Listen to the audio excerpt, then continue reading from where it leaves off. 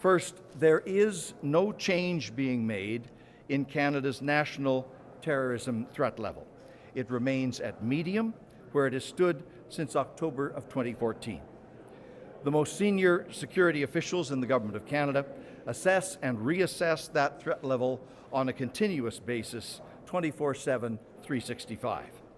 There is no information known to the Government of Canada that would lead to a change at this time.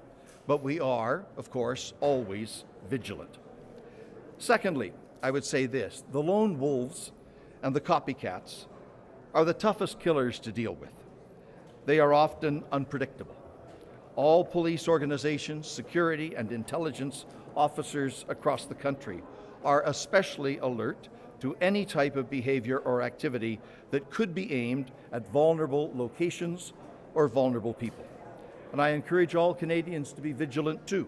If you see or hear anything that makes you uneasy, please contact your local police service. Thirdly, and most importantly, we Canadians are all in this together. Diversity has always been our strength. Inclusion and cohesion are our hallmarks.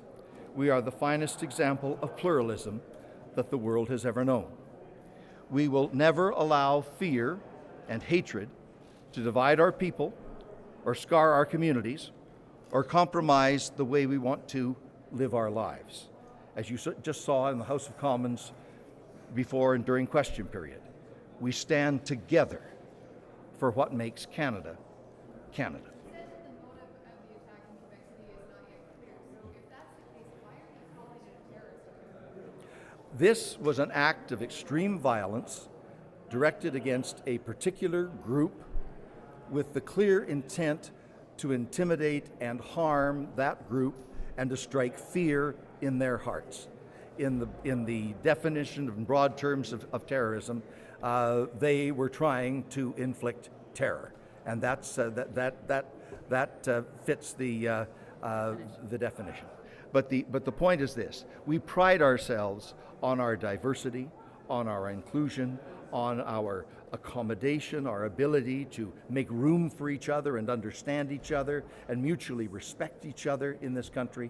If we want to preserve the nature of that kind of society, then we've got to get very good at counter-radicalization, to understand what draws people down that dark path to extremism and violence, and how best you can intervene with the right people at the right time in the right way to head off tragedies before they happen. And we are very dedicated to that objective.